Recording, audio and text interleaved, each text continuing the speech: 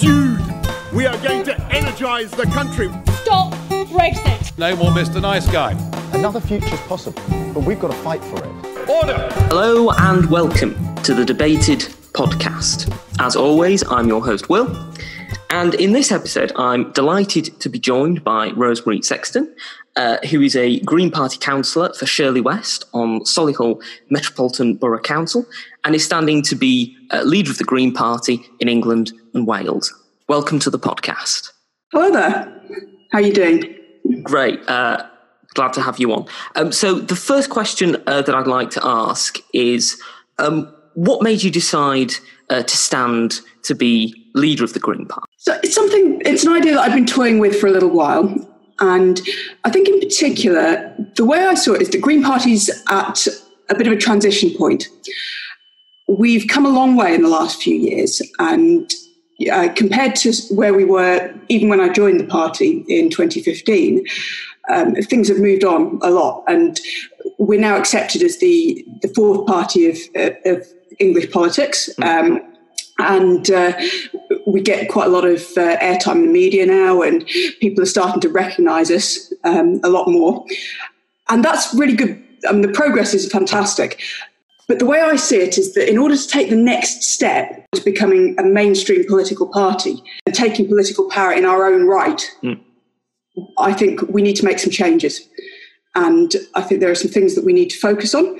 And I wanted to really push the debate within the party and to get people focusing on those things that we can and we should be doing better in order to be able to persuade more people to vote for us. Now, as you mentioned, the Green Party are obviously have grown both in recognition and support in the last few years. But of course, the Green Party still only has one member of Parliament.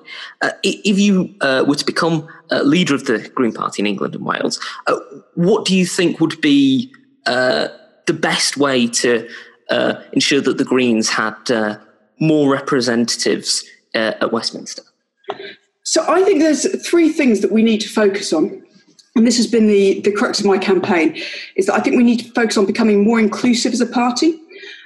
When you look at the stereotypes that people have of the Green Party, a lot of people tell us they see us as a very white middle class movement for, vegan hippies, and they don't feel that we're speaking to them in their language. And I think that's something that we need to get better at doing. We need to speak to people from all different demographics. I think our values and our principles and our policies have a really wide appeal across society, but we need to get better at talking to people in their own language about the things that matter to them. I think we need to get better at presenting ourselves as credible opposition, so that our ideas and our policies have been really well thought through and that these can be implemented. So people often say, well, you're always opposing things, but where's your credible alternative? How are you going to do things differently if you're elected? And I think we need to have better answers for that. So I think that's part two, is that credibility piece. And then I think we also need to actually put more resources and more time and energy into elections. The thing we need to focus on sort of data-driven, evidence-based election strategies that are going to get us more representatives. And at a local level, we've started to do this now. If you see, the growth in the number of Green councillors, there was a Green wave in 2019 that I was part of, and I think we more than doubled number of seats in those elections. So we can see this starting to take shape. What we need to do now is to look at that on a national level and say, how do we translate this? And obviously we've got a mountain to climb, because in a first past the post electoral system, scale of the challenge, in order just to get one more MP, never mind 2, 3, 5, 10, and building from there, we've got a lot of work to do in order to make that happen. So that's something that we need to put a lot of time and energy and thought into. And we need to start right now, because we can't wait until the year before an election or months before an election. That's not when you do the work. You have to do the work years in advance. Now, you mentioned evidence-based policies there. And a friend of the podcast, Sebastian Cousins, wanted me to ask you whether you thought that if the Greens, under your leadership, became a more evidence-based party, how that would affect the way that you would campaign and how it might affect the way that you have alliances with other parties? I think evidence-based policy is really important, and it's actually a natural line for the Greens to take, because we're talking about climate change and we're asking people to listen to the science and to pay attention to what the science is telling us. And what we need to do now is just take that a step further and say, well, we don't just want to be listening to the scientists about this one thing. On everything we do, we need to listen to scientists, we need to listen to professionals, we need to listen to the expert consensus on that area. So a good example of this was the new Green Party drugs policy. And I've talked to one of the co-conveners of that policy working group, and he explained to me how they got a lot of professionals and a lot of experts in that field in order to contribute to that policy. So our new policy is actually quite radical in terms of it's very different from the situation that we currently have. It's very different from what's done at the moment. But because there is so much expert input into it, it's also very credible. And by doing that, they were able to bring a lot of people along with them by saying, look, this is what the experts are saying. This is what the professionals say we need to do in order to make things better. And I think taking that approach and sort of being able to say to people, look, here's the problem we're trying to solve, and we want to find the best way of doing that. We need to find what the evidence says will help us to achieve these goals. And by doing that, I think that will get a lot of support from a whole range of different people, not just your stereotypical Green voters, but there are a lot of people out there who are crying out for a party who are prepared to look at the science, who are prepared to look at the evidence, and will base their policies on that. And I think we should be that party. Now, today was announced that the UK has gone into recession for the first time in 11 years.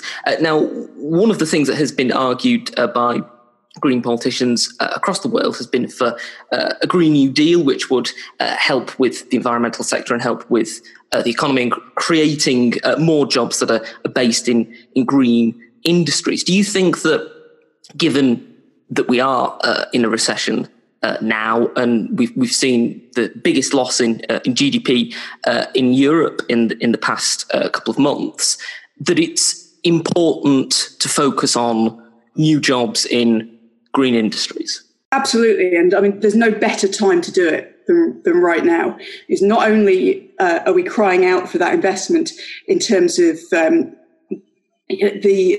what we need to do to mitigate climate change and to hit our carbon emissions targets, but also in terms of where we are socially and economically, and with the predicted job losses going forwards. I mean, I've been saying this for some time, that actually the scale of the challenges we're facing economically haven't been brought home to people at the moment, because while the government was still putting money into the economy, it was easy to sort of gloss over that. I think we're now starting to see, the immense challenges we're going to face going forward. And that's really going to hit a lot of people hard. It's going to exacerbate the impact of inequality. I mean, health inequality is something that I look at a lot. My portfolio here in Solihull is health and adult social care. So that's something that I'm considering. And I know that in Solihull, we have a 12-year life expectancy gap between different wards in the same borough, which gives you an idea of the scale of the problem. That's mirrored across the whole of the country. That was before coronavirus, and all of the expert advice and data suggests that that's going to get worse unless we really focus on how to stop that. So I think anything that we can do in order to mitigate those economic consequences is going to be absolutely vital right now. So now is the perfect time for that Green New Deal, and I would love to see that or something very like it going forwards, and I think we should be pushing for that very strongly.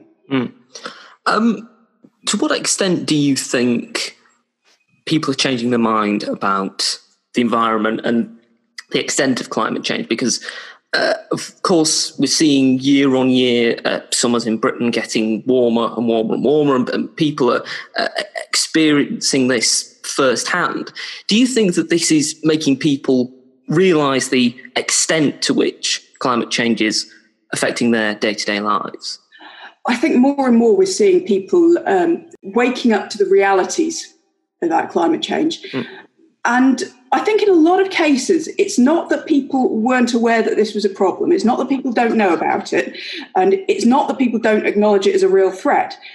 It's in a lot of situations, people are not sure how best they personally, on an individual level, what they can do to help. And I think a lot of people feel very helpless about everything that's going on. And I think that can lead to a certain sort of fatalism about it. So when I talk to people about climate change, the vast, vast, vast majority of those people will acknowledge the reality of the problem and they want to do something about it. But then when we start talking about potential solutions, one of the challenges the Green Party faces is that we're not perceived as providing that credible solution.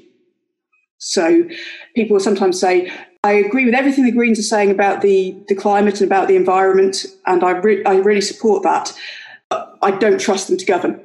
I don't trust them to know how to run things. You know, they're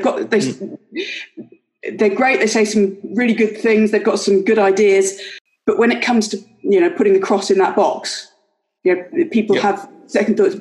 People often would rather go with a party they perceive as being more credible, more established, even if they aren't saying, you know, taking quite the same line on climate change and making it their top priority. And I think that's what we need to change. You know, it's not that people don't think that climate change is real. You know, I don't think we're going to get any further by talking more about climate change because people already know that this is an issue. People already associate the Green Party with this. I think what we need to do is to present a really credible offer that allows people to say, actually, you're talking my language. I trust you to implement what you're saying. Yeah. And that means we've got to present credible policies across the board, not just on climate. I think that's our challenge now in order to take that next step. I think that part of the perhaps perceived issues with credibility that some people have with the Greens could be answered by more representation in local government. Do you think that that would be a means of the Greens demonstrating that they can run something and it not having problems that people might think they would have? Certainly. I think that makes a really big difference. When people get used to having local Green representatives and they come to know us and trust us and they understand what we're about and we're speaking their language and engaging with the community, that changes perceptions. And I use Solihull as an example of this all the time because in Solihull we're the main opposition to the Conservatives and people see and hear us talking about a whole range of issues, not just the climate, although obviously we're talking, you know, we have strong environmental policies, but we're also talking about education, we're talking about health, we're talking about adult social care, we're talking about, you know, the issues that our residents are facing in terms of crime and antisocial behaviour. You know, so they hear us talking about all of those different issues and they get to know what we're about, rather than having this sort of stereotype or this perception from the outside of, oh, you're just a bunch of middle-class vegans, which, again, I think that's the stereotype that we've got to shake off. It's what we really struggle with. But the more people get to know us on a local level, I think that really helps. And again, when we're seen to be doing good things in the community and we can point to, we've achieved this, we've achieved that, and we can show people that, I think it gives them that faith that actually, yes, you're doing good things. We're happy to back you in order to, you know, to run the local council, in order to, you know, seats at Westminster, you know, in order to, you know, they'll take that next step. But we've got to, trust is built starting from small things first. You've got to show people that you can be trusted with the little things before they'll trust you with the bigger things. You know, you've got to show them that you can get their bins collected on time and that you can, you know, sort out their the traffic issues and you sort out the, you know, those day-to-day really local issues. And that's when they'll start to look at you and say, actually, you're talking a lot of sense. Maybe we can trust you with something else as well. So I think that's something we do very well in some areas at the moment. But I think we need to do more of that, and we need to expand sort of what we're capable of nationwide. Now, one of the things that you set out on your website in regards to your vision is that you want to ensure that the Green Party reaches people from all backgrounds and all walks of life. Do you think that some of the problems in terms of representation in politics aren't just to do with the Green Party, but across the board? Absolutely, yes. I think politics in general, we really struggle with engagement. And it's something that I've become very aware of since I've been out talking to people on the doorstep, talking to people about the work I'm doing. There's a widespread distrust of politicians in general. Politicians are not well liked, and for entirely understandable reasons. I think when I start talking to somebody, the first reaction I'll get is, "Oh, you're all the same." And speaking as somebody who got into politics because I thought that as well, and I wanted to get in there and make a difference. It's then frustrating to have people come to you and just dismiss it out of hand. "Oh, you're all the same." But I think getting over that and sort of getting past that initial reaction, that's a challenge. And what you tend to find is that the more challenges people have in their everyday lives, the more they're worried about, their job, paying the rent, putting food on the table, facing discrimination, all of those challenges, the less mental energy they have to spend on politics. And I think this is one of the challenges we face in reaching some of those communities, is that we're talking about climate change, but that can seem an awful long way off to somebody who isn't sure how they're going to put food on the table for their kids next week.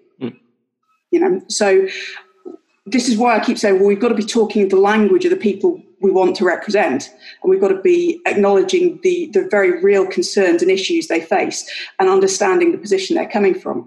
So it's no good going out and talking to them about our priorities. We've got to be speaking up for their priorities as well. And then, once we've built that trust, then we can start to try and bring them with us. But it's not something that we can do from the outside. And this is why I'm always saying that, it's not about just shouting louder. We've got to go to where people are, and we've got to meet them where they are and bring them with us. So that's much more about listening rather than just talking. Now, you mentioned some of the issues regarding, people being able to afford things, afford to put food on the table, etc. Do you think that in terms of the way that people view politics and view the economy, that they sometimes feel that it's not something that is open to them, that it's difficult to get a start? Absolutely. I mean, politics is something done by other people. And I mean, the number of times when, again, I'll hear comments from people like, "Oh, it's just those councillors, overpaid councillors on the gravy train," is a common one. It's like, if only you knew. But again, it's that perception from the outside of, it being something that's done to them by other people, rather than something that they can be involved in themselves. And I mean, this is something where I think the Green message is really strong, because we talk a lot about local democracy and the importance of local decision making and involving the communities who are going to be most affected by those decisions. And that's something that we can really put into practice, I think. And it's something that, when we really get that message out there, it's a popular one. It's one that people agree with, is that, but it means doing more than just paying lip service to consultation. I think everyone likes to talk about public consultations these days. But again, the perception that people have of public consultation is, oh, they're just they're just paying lip service to it. It doesn't matter what we say because they're going to go ahead with it anyway. They've already decided. So we need to get people involved much more at the planning stage and, in coming up with ideas, not just saying, "Oh, we're going to do this. Is it all right with you?" And then ignoring the answer. And people are wise to that, I think. So people see that for what it is when it's, just somebody getting a rubber stamp on something. So it's much more about genuinely looking for that engagement, that participation. And again, it's much harder to do. That takes a lot more effort. It takes a lot more resources to get people involved. But I think the payoff is that you get that genuine buy-in from the communities that you want to represent.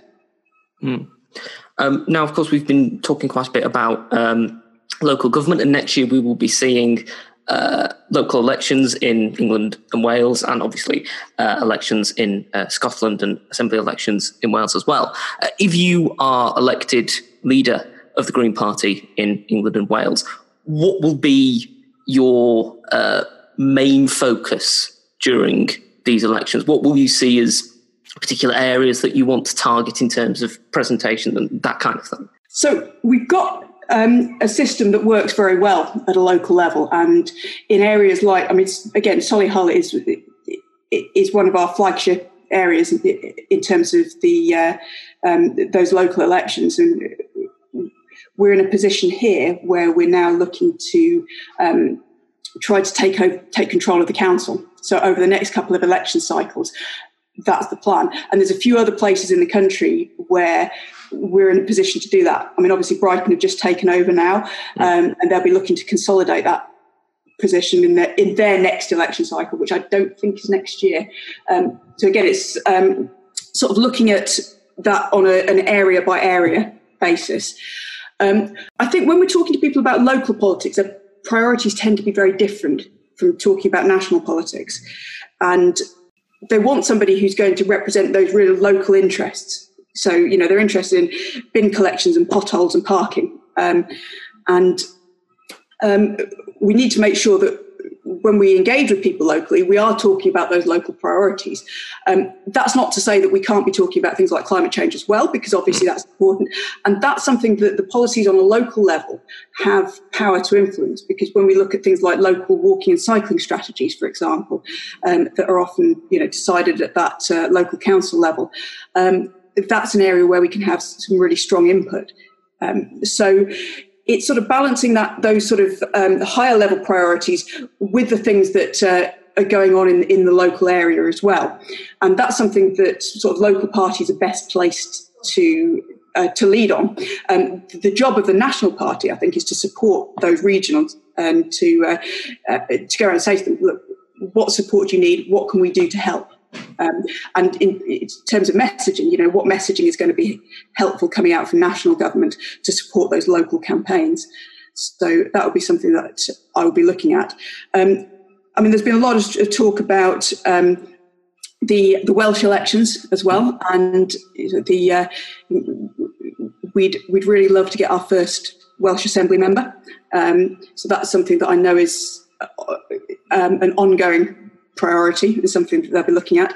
And also, there's obviously the London elections as well, and the mayoral election. So those are all things that I know that various teams around the country are planning for. We're coming towards the end of the podcast. It's been great to speak to you, Rosemary, and I have one final question. Now, before you entered politics, something I thought was incredible is that you were the first British female fighter to compete in the Ultimate Fighting Championship. So my question to you in regards to that is, what was that like as an experience, and was there anything particularly funny from your time in doing that, an anecdote or something that just sticks in your mind as a memory? Oh, I've got lots of great stories from my career. That could be a whole podcast in its own right, really. No, I think it was an incredible experience. And my plan when I first got into mixed martial arts was I was going to have a couple of fights just to prove to myself that I could do it. Again, martial arts was something I'd done since being a kid. I got into it for self-defense reasons. I wanted to know that I could look after myself. And I suppose it just went from one thing to another. And eventually I wanted to see how far I could take it. I wanted to see, how good at this can I get? And I think 2013 was the year that the UFC first had female fights on the card. And I'd been told, throughout my whole career, everyone had said, the UFC will never have women's fights. It won't happen. It won't happen. Even the CEO saying it'll never happen. And I always thought that it would happen. I never thought it would happen in time for me to be a part of that. So when that opportunity came up in 2013, I was sort of just coming towards the end of my career at that point. And I thought, I've got to give this a go, because if I don't, I'll always regret not having done it. So obviously I jumped at that with both hands. And that was, as I say, it was an absolute roller coaster of an experience. It was exciting, it was terrifying, it was rewarding. But I think I learned a lot of things from that experience that I think are actually really relevant to politics. And I mean, maybe we can talk about that another day on a different podcast. But I think one of the things was, sometimes you can look at something and you think, oh, that looks scary. And it's being able to do that and to sort of to look at the scale of the problem that you're facing and the scale of the challenge, and then do it anyway. And I think that's something that I definitely benefited from my time as a mixed martial artist. So I haven't come up with any good anecdotes, have I yet? As I said, I know there are lots. I'm just trying to think of a good one. Go with that. I'm trying to think what's broadcastable as well. No, there's as I say, it was a very intense decade of my life. That whole thing. I think it's a truly inspirational story anyway, and I think it's something that our listeners will hopefully take away from, that you can do anything that you want to do. Thank you once again for coming on the podcast. Brilliant. Well, great to chat to you. And as I say, we can talk about that whole story another time, perhaps. Thank you for listening to the podcast. Don't forget that you can subscribe on iTunes, Spotify, Podbean, or YouTube. You can follow us at Debated Podcast on Twitter, like us, Debated Podcast on Facebook. And if you want to email us, either about appearing or making a comment or reaction to the episode you've heard or any other episodes, then email us thedebatedpodcast@gmail.com. Thank you for listening. I hope you listen to the next one.